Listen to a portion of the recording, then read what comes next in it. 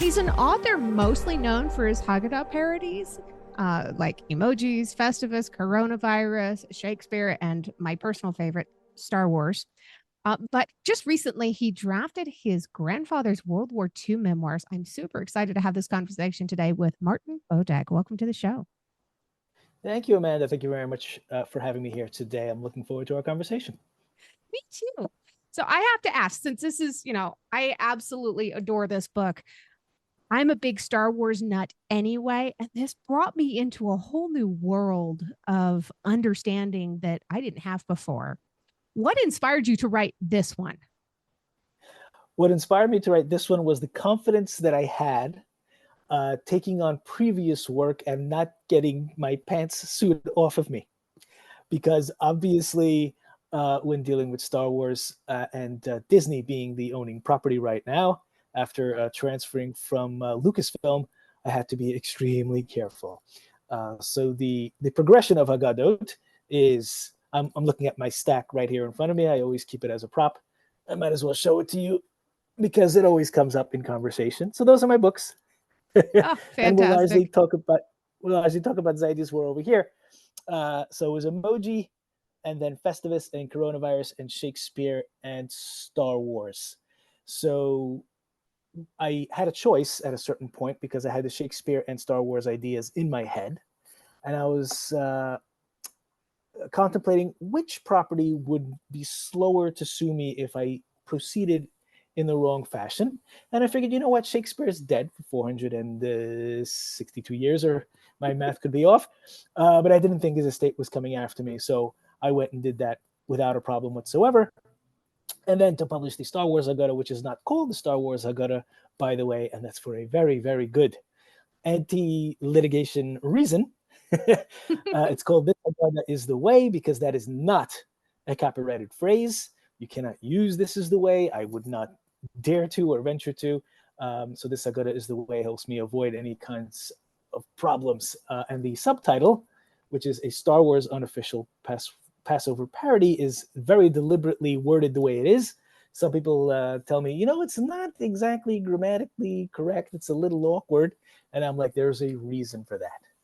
A very careful and very orchestrated reason, specifically to avoid any kind of spotlight, to, I think the word is elide any problems. And that's why we tackled this one. The next idea that I have, I may be taking on a bigger pop culture phenomenon, but I'm going to be even more careful if I venture that way. Oh my goodness. That cannot be easy. That is walking a tightrope over shark-infested waters. Seriously. So look, when it comes to parodies, I've learned that people stay out of the way. It's a protected First Amendment right. And there's a lot of leeway. There was a band called Jedi Mind Trick. And Disney issued a cease and desist almost immediately, and the band had to come up with another very boring name. But because it's not protected under the same parody rights as is literature. And in your book, when I was going through it, I was reading it on page 75. There's something that really kind of reached out and grabbed hold of me, and it's the very last part of the second paragraph, and it just says, "Congratulations, you are being rescued. You're coming with me. I'll not leave you here. I've got to save you." I'm a survivor of human trafficking. Oh, wow. Okay. There was nobody coming for me except him. So that really, that spoke to me. So I wanted to say thank you for that. That just, I felt that. Wow. I'm moved by what you just told me. I don't know how to properly acknowledge such a thing, but you have my love for what you experienced, and it's touching that this touched you, and I appreciate you sharing that with me. Thank you. This has happened to me in surprising fashion, by the way, that people reach out and tell me what something I wrote when I was kidding meant to them. Yeah. So my emoji Haggadah, every year I get a couple emails from parents who tell me, I was having a problem connecting with my kid. It wasn't working so well. It's been rough for whatever reason, but you know what? We sat down, we looked at this thing together, we had a few laughs, we bonded a little, and things were a little better. and thank you. I'm like, wow, good. I don't know if I was aiming for that, but I think perhaps I was. Wow. And so this positive stuff comes out of something that makes people laugh. Yeah. And while we're on the topic, I should say I do also have speaking tours where I mostly talk about Zaydi's War, but people are very interested in listening about the Haggadah, and people are just moved. They tell me about the connective tissue that all this is, and certain passages that resonated with them, and I'm like, I'm mostly kidding, but I'm actually accomplishing something really significant, because one of the things that I share in my talks is that the Haggadah, which itself is approximately 600 years old from its inception to its last page being added. It was like a 600-year process.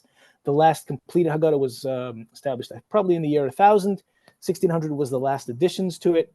This is what I share at the beginning of my talk, because I divulge some of the history. And it was always targeted for the adults in the room.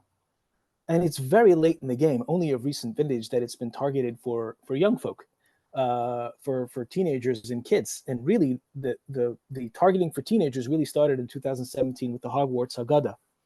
And until then, this had only been produced for scholars and for adults, just for practical, pragmatic use. And as soon as it started being catered for kids, around 2001, Sammy Spider's first Haggadah was the first one, pretty much not to be targeted for adults. And here we are. I'm able to crank one out every year without any uber religious folk telling me I'm blaspheming the name of God. And everybody gives me a pass, including Disney, which is very nice of them. That is awesome. So now your most recent work, you've been working on your grandfather's World War II memoirs. Yes.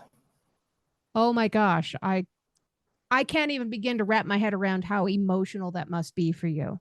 You're connecting with him in a way that you probably never imagined would happen. Actually, I'd correct you. This was Really? exactly my intent. Oh, And this is also what I share at the beginning of my talks. I talk in many places. I'm making library rounds now in New York and New Jersey. It's very rewarding. And one of the things I share is that my grandfather shared World War II details with me way too early. I was way too young to withstand the stuff that he brought to my attention. There's a touch of cannibalism in the story. There's some serious human savagery, as you can imagine. And I remember as a 6 or 7 year old thinking to myself, this stuff is amazing. I'm not sure I'm age appropriate for this, but I know I'm going to put this down on paper one day. When I grow up, that's what I'm going to do. And I'm going to make him proud. And I set myself up on that path, a very long path, a very forward-looking path, because when I did this, obviously I was a 6, 7 year old kid and I wasn't a writer or anything. But the vision came to completion. It was a 19-year process from the interview in 2003 to publication in 2022. oh my goodness. Yeah, and I wasn't a writer when we sat down with the interview, so that thing sat on the shelf in a bunch of VHSs. You know what a VHS is? Not many Oh yeah. youngsters have no idea. And then it was a 2-year translation process. The original conversation took place in Yiddish, which I speak fluently, and that was exhausting, but totally worth it, because the final work is in my hands in the public eye. And where I am emotionally with it is where I knew I would be. I know I made my grandfather proud, certainly made my mom proud, Zaidi's daughter, and pat on my own back for living out a vision that I established when I was 7 years old. Wow. And what was your grandfather's name? Ben Sion. Ben Sion. Wow. What a cool dude that he could sit there and tell you all of this. A lot of people, when they came through World War II, didn't want to talk about it. They couldn't talk about it. They couldn't process it enough to be able to have those conversations. He had to be remarkable to get there. The reason that I have this story is because he is that kind of personality. And the reason that he had his own story is also part of being that personality. He was consistent through and through. Meaning the story is about survival, and as I'm sure you've read, he was constantly making snap decisions about life and death. Do I do this or do I do that? Do I eat this or do I do that? Do I sign up for this or do I not sign up for that? Always charging forward, always, and just making decisions, which is part of the triumvirate of survival, which I talk about during my talks. I always editorialize, the three aspects of survival, which I think are decision making, a heck of a lot of luck, and calories. So my grandfather had a healthy share of all three. And once he survived the war, he wasn't just done surviving, he was still moving forward. And the next phase of it, when he's done, is to speak about what he experienced, because he was so involved in his own survival, meaning because he wasn't passively experiencing the Holocaust. Like, okay, I'm standing here and they'll shoot me or they won't, or they'll transfer me here or they won't. That's not the kind of part that he played. He wasn't passive at all. He was deciding at all times. So this initiative transferred later to, okay, now this is over. I got to talk to somebody. I gotta relive this experience. Oh, I'll pick you, Martin. Yeah, you're the grandkid who's here all the time. Let's have a chat. This is what I experienced. And so he carried that through, and that's the reason that I have this story, because you're right. A lot of people shut down, and the stories are lost. Right. And the last numbers that we have, 150,000 survivors.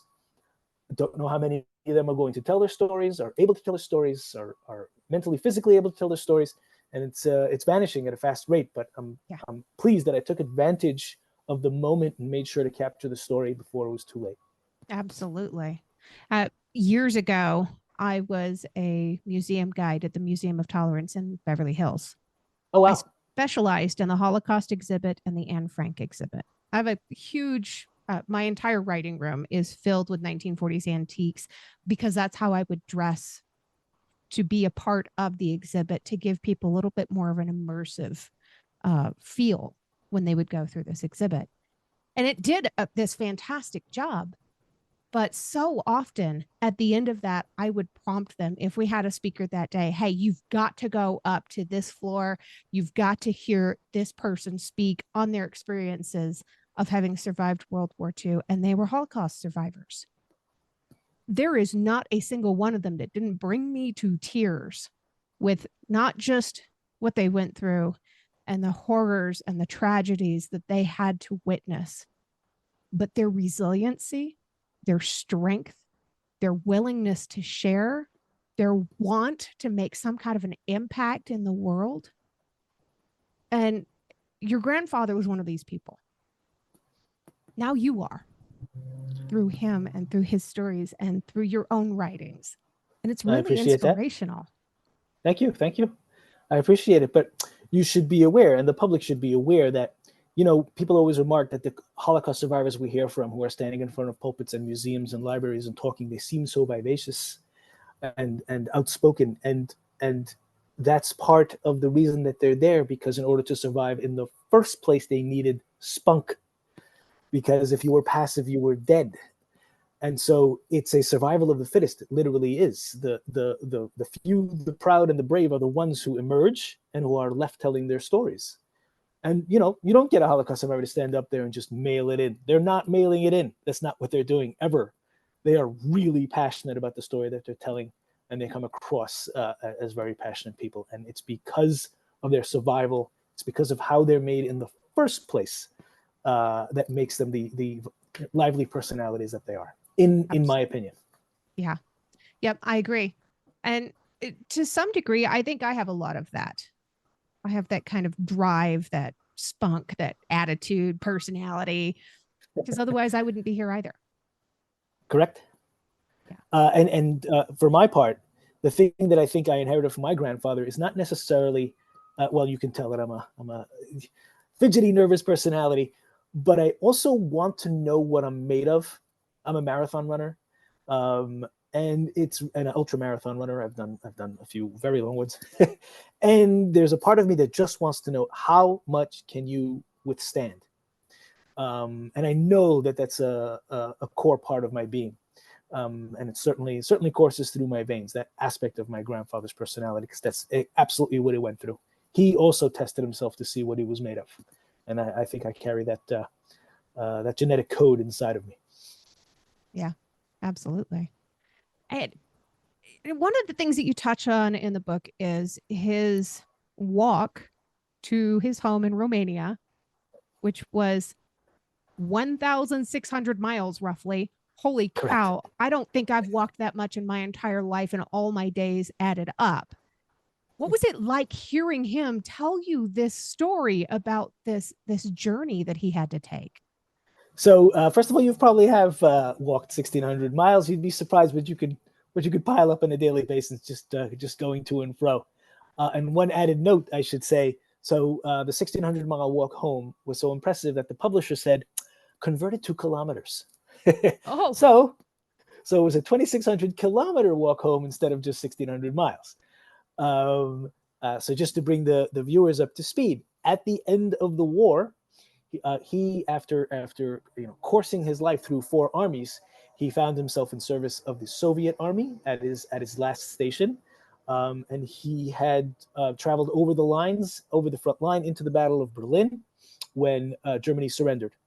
So even though he was ready to take action, he crossed over into the battlefield at the moment the war, not the war, it was still going on in the Pacific, the European theater, where battle ended there. And they made an about face, and he came home, and the Soviet army said, thank you for your service.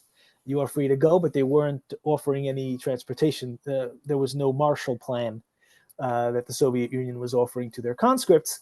So my grandfather had to walk home, and his home was Transylvania, Romania, a county called Marmaros. So as the crow flies, it was 1,600 miles from where he was in his camp in a place called Kirovsky Oblast, which is just outside of the Arctic Circle, 1,600 miles.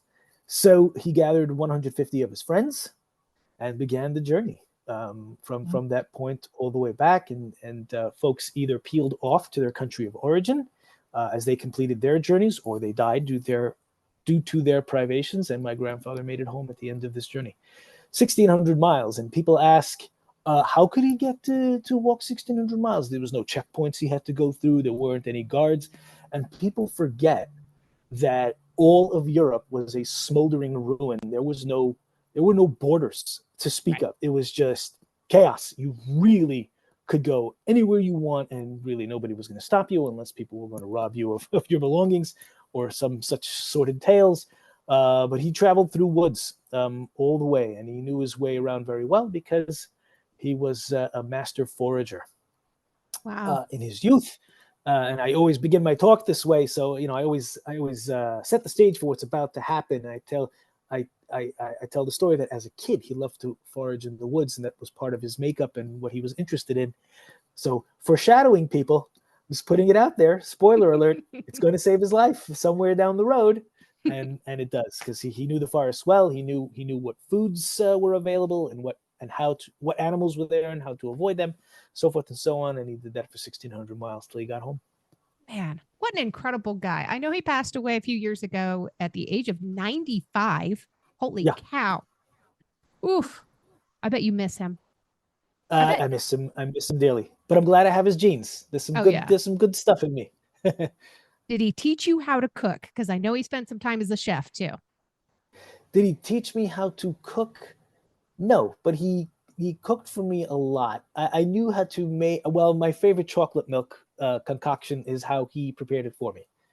So 2 teaspoons. Oh, I don't have my mug. I always have my mug as a prop. But I own the mug from which he created his chocolate milk for me. I used to come in the summer. I used to hang out at their house. My grandmother used to make me my favorite chocolate milk. She went to work one day. She worked in a bakery in her later years. And so I showed up to have my breakfast at my grandparents' house. She wasn't there. My grandfather stepped in to make me the chocolate milk. She showed up and was terribly upset that he did so, because it was so good from the way that he made it, that he was the go-to guy from then on. And she was none too pleased. Two teaspoons of cocoa and a good helping of honey and nicely brewed. And I always reward myself from that mug after some good, usually winter work when I go out with the snow thrower and I need a reward and a little warm up. So that's what I treat myself to, my grandfather's recipe. Oh, I love that. Now, I understand you have a part of your book that you'd like to share with us. Yes. So I have many tabs here, as you can tell, and always depending on how the conversation is going, is when I pull out select ones. So there was one quick conversation we just had about his walk home. So just to lay the groundwork, so my grandfather served 4 armies. So very quickly to reveal to you how on earth this can happen. So he was a Romanian citizen, and he was called in for mandatory military duty. And since Jews could not bear arms in Romania, he was left to do mediocre and menial roadworks, like building tarmacs and scaffolds and so forth for the war effort. He completed his service, but then Hungary annexed his area of country. So just like, jury duty, when you move towns, they realize you did so and they go summon you. This happened the complete opposite way. Your country moved to where you are, and now you're a Hungarian citizen. So he got the same telegram in the mail, went to work for the Hungarian army. So that's army number 2. And before he could finish his tour of duty, the Germans showed up to select the strongest from the group. And so all of a sudden he was in service to the German army, and he was whisked off to the front lines of Operation Barbarossa. Not many people know what Operation Barbarossa is. It is and remains the largest military land invasion in human history. It was Germany's assault on Russia, and my grandfather was a foxhole digger under pain of death for the German army, facing Soviet bullets. And that's how he got to our army number 3. He survived the ordeal by escaping because he was sick and tired of watching his friends fall from bullets. Escaped, was captured by the Russians, who brought him to a military camp to serve them, chop wood for them, ladle water for the troops and so forth. And towards the end of the war, the decision was made, because they were running out of personnel and guns, to take from the slave corps and convert them into soldiers. And if they were proud members of the Soviet army, they would earn their freedom. So that is how you get, in a very quick nutshell, I think that was a minute and a half, from 4 armies. So I described the moment when he came back home to begin his 1,600-mile journey, but this is a part of the book that I find myself reading very often, and that's the moment when my grandfather goes from being enslaved for almost 5 years to being a Russian soldier, of which he was very proud. So I'll read to you from page 62 of my book. Zaidi barely gets a chance to admire his new hardware before the order comes in for his unit. The mission? Roll into Germany and kill Nazis, as many as you can. War is hell, but it can be simple too for those on the front lines. This is not a confusing or complex objective. It is straightforward. Smash the enemy until it shatters. There is no ground to secure or capture, no intelligence to be gathered, no prisoners of war to rescue, nothing to do but kill Nazis on sight, plain and simple. I do not know what goes through Zaidi's mind when he gets the order, nor what he feels as he suits up. What beats in his heart as he boards the convoy for the 3-day journey into the front lines? Does he want revenge? Does he think of his parents and siblings who he is avenging? Perhaps he wants to break off a piece of Germany because it is payback time. This is what I do know. He is honored to be elevated from slave to soldier. He is proud of his uniform. He is confident with his rifle. He is ready to kill. And that is the start of his journey that ends with his freedom. Very wild, wild stuff. And I should say that when he crossed over the front lines into Germany, he was ready. He was ready to pounce out and begin whatever he was assigned to do. But instead of gunfire, the general or commandant of the convoy announced on his bullhorn that Germany had surrendered. So my grandfather described to me that he has no idea to this day where the vodka came from. It was obviously contraband, but it was very merry. It was very, very merry, and everyone drank and danced and about faced for the 3-day journey all the way back home, celebrating the end of World War II in Germany. Wow, man. I hope a lot more people grab this book. It's such an amazing story. Your grandfather's such a life force. Even now that he's gone, he's still such a life force. And I love that you were able to bring his story to life like this. And for people that are I looking for the appreciate it. book, It was, yeah, should they run to your website, martinbodekbooks.com? that's exactly where they should go. You took the words right out of my mouth. Go nowhere else. You can start right there. Feel free to go to Amazon and Barnes & Noble or wherever you want, but I've got stuff I want to show you. Please go to my website, Absolutely. martinbodekbooks.com. Absolutely. And I'll make sure that and your Facebook, your Twitter, your Instagram, all this stuff is in the show notes so people can follow you on social media and keep up with the stories and, keep up with your adventures and your talks and all the new books that you're going to be coming out with, because you're not going to be stopping anytime soon, right? No.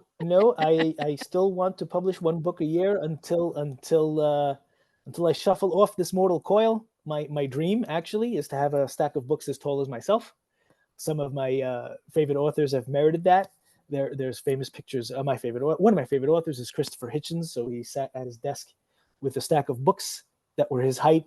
I want to accomplish the same thing. There's a famous picture of a NASA coder who's standing next to the stack of her code that generated the first mission to the moon. People can Google that. I forget what her name is. Wow. Shame on me. But she's standing next to a stack of that, and I love that image, and that's what I want. That is absolutely the goal. I have 5 feet 1 inch to go. Wow, that's awesome. Well, Martin, it is that time that I have to ask you my very last question. It has nothing to do with anything that we've talked about so far. It's actually strictly about you, and your answer can change from one day to the next, depending on what your day's been like. And I know what your day's been like. Okay. What is one thing that you truly love about yourself that's not related to your physical appearance?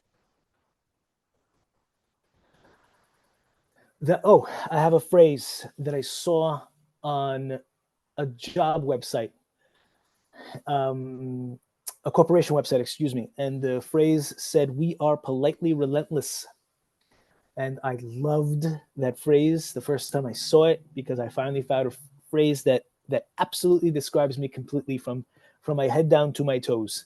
That is absolutely what I am, and I enjoy that part of my personality. If I want something, I will work to get it. I will be a gentleman about it, but I will urge politely and relentlessly and urgently, and I get behind myself. And this is one of my traits that I try to impart to my children as well. You want something, you've got to go for it. You just have no excuses. You want it, go get it. What is one thing that you truly love about yourself that's not related to your physical appearance? It took me a long time to accept my number one strength, which is empathy. Because it felt like I was doomed for a life of suffering, because I feel so deeply. I felt grief so deeply, the trauma so deeply, right? And other people would tell me their stories, and it's like I would take it on as if it were mine, and I'd lose sleep over the people I loved and cared about. And I just, why do I care so much? I was so, I just hated that I cared so much. But now I recognize that it is a gift, and not everybody has it. If you've enjoyed tonight's episode, please make sure you check out the episode description. You'll find links there on how you can learn more about this guest, links to connect with them on social media, and how to support the podcast. Remember, I don't get paid to do this. My boss is a bit tight-fisted, but I can say that. I work for myself.